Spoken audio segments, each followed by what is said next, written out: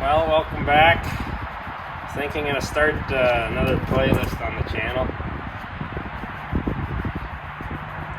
The whole channel is about things that I'm most interested in, so it's wilderness, snowmobiling, and cabins.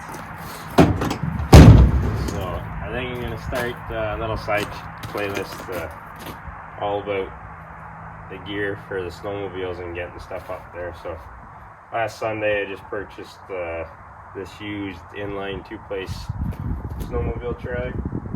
It needs a little bit of work. I've already done a little bit to it, but it's 18 and 4 inches long, something like that.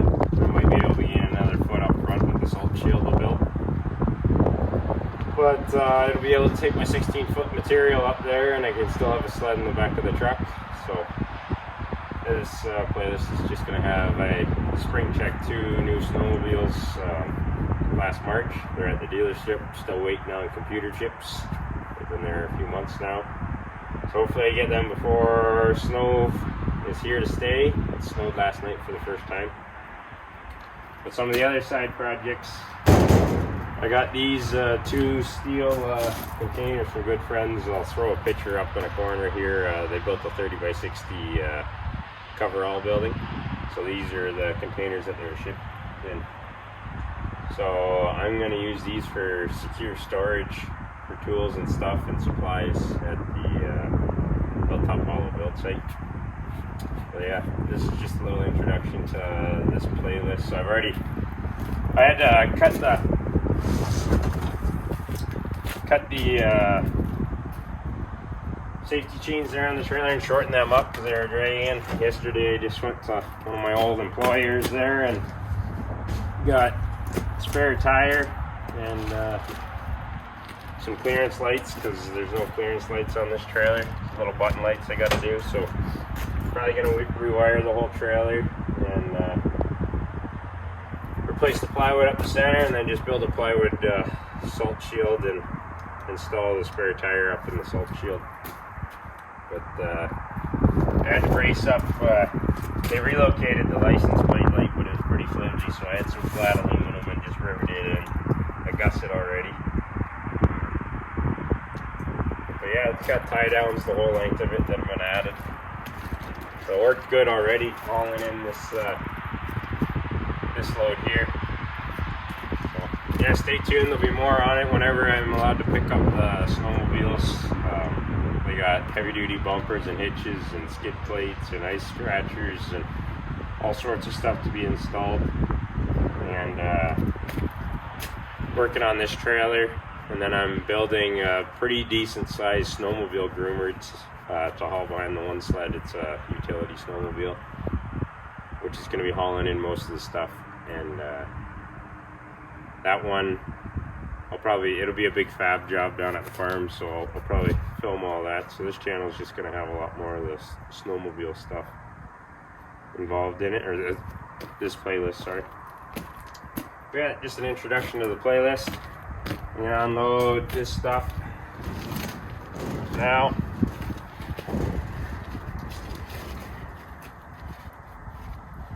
And then one of these days when I got a sunny day, I'll have to get some wire.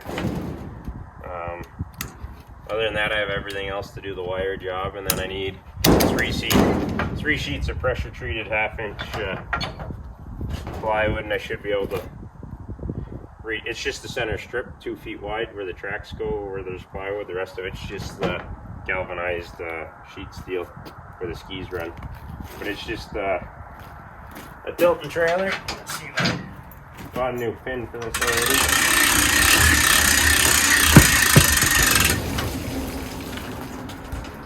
Load them up and then lower her down, get on your way. So this will help me greatly. All those trailers I used all last year, they were borrowed, so found this used on Kijiji and thought I'd be a little bit more independent on this whole project.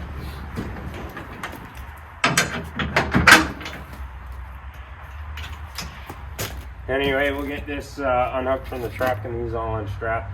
They're probably going to stay on it until I figure out exactly what I'm doing with them. But they're an all steel structure with like 2-inch, it's pretty thin wall, but tube runners, and they actually flare up. So I'm not sure the dimension on them. This trailer is 18 feet, and I got about 18 inches of overhang.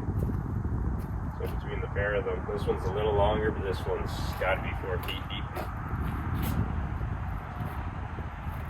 Anyway, I appreciate getting those because that'll help me a lot. You know my issues with mice.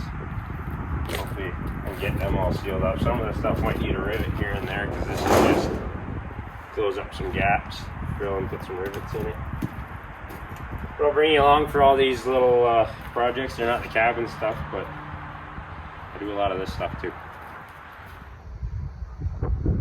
Well, you can barely see me. It's 7 o'clock this morning. I think it's November 27th. It's -8 here at the house, but the wind chill's not nice. I think it's -12 at the property, the cameras are saying, and weather station's expecting -16 with the wind chill. So it's our first real cold. But we got a big day planned here. We're loaded all up, waiting on 4 guys to show up. So because I don't have summer toys, I've reached out to people. They've been real kind. So that's a co-worker that wanted to come but couldn't pull it off, but he lent his Honda 4-wheeler. So he's all loaded up there. Another co-worker that is joining me today. We picked this up after work yesterday. He's been waiting since June for it. So that's a Ranger 570 crew. And then we already got a load in the box for him. My brother's Snow Dog. So it's gonna give me a good variety of summer vehicles that can go across the terrain up at the property.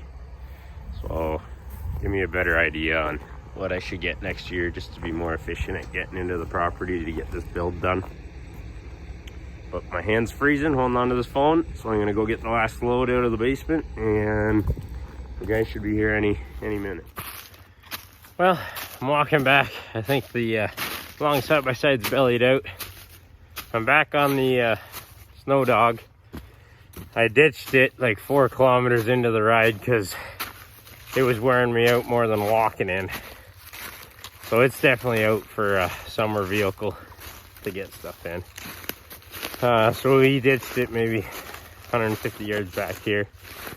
Just got it going again. I left the light on the thing, so we had to pull start it. So my brother's now on the Honda. So there's a nasty section. We had gravity on our side on the way in, so the side-by-side made it down it, but coming back up, it's not doing so well. So walking back. This is the end of the day. I think it's well, it's 3:30 now. We quit at 3. We've been half an hour to get to here, and we still have 4K left. Yeah, here's the boys here. Looks like they're setting up a tow rig, so I'll let you go and help these guys out.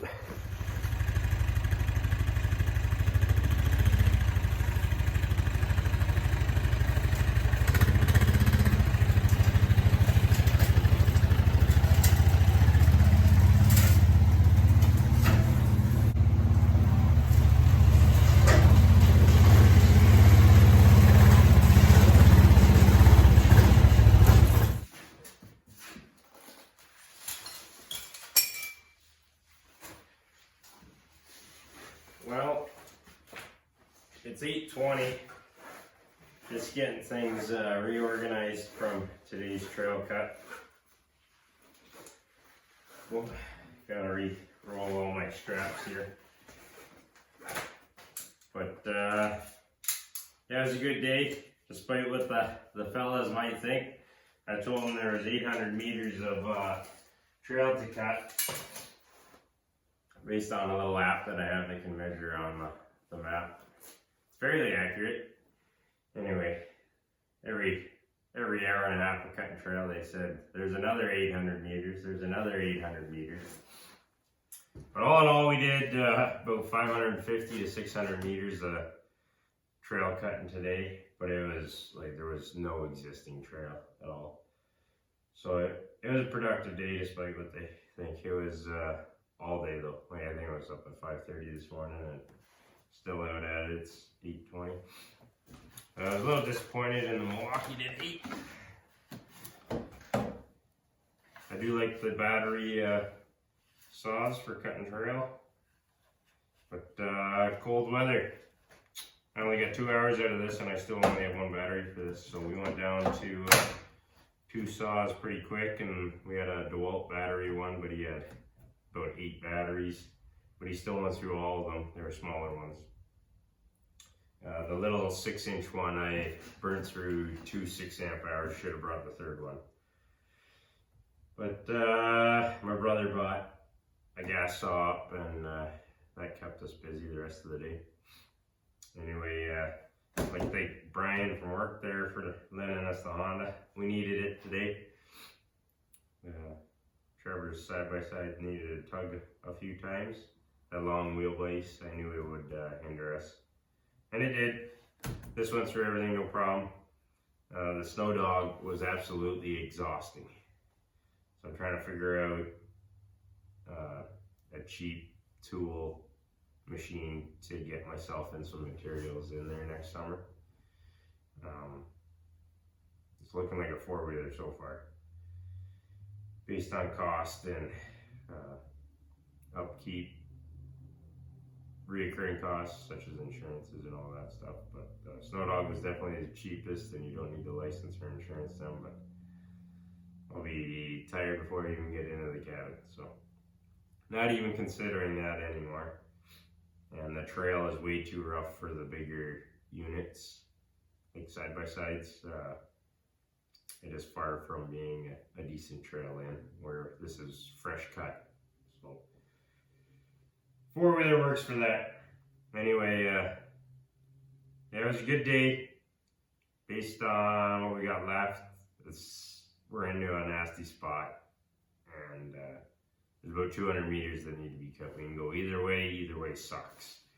So I might just prune a trail just for that new weapon that you'll see here shortly, just to see which one's actually better on a snowmobile. But until then, I will be tinkering at this trail system all the way until I start hauling in all these beams. It was a good day. Anyway, I'm tired. I'm gonna finish up filling up this milk crate full of straps, get all the batteries charged back up, and go to sleep. Anyway, I'm not sure what I'm gonna do with this video. It's a bunch of little clips. If I don't see you again, thanks for watching. Stay tuned. There'll be some news coming on the sleds whenever they're ready to go, and a couple other things I'm building for them and improvements on the trailers. So stay tuned for that stuff, and because we need those things in order to keep this cabin project going along. Trails and machines. It's well, it took us what, an hour to come out 3.5 kilometers, I believe it was, on the trip. So she's tough terrain. Thank you.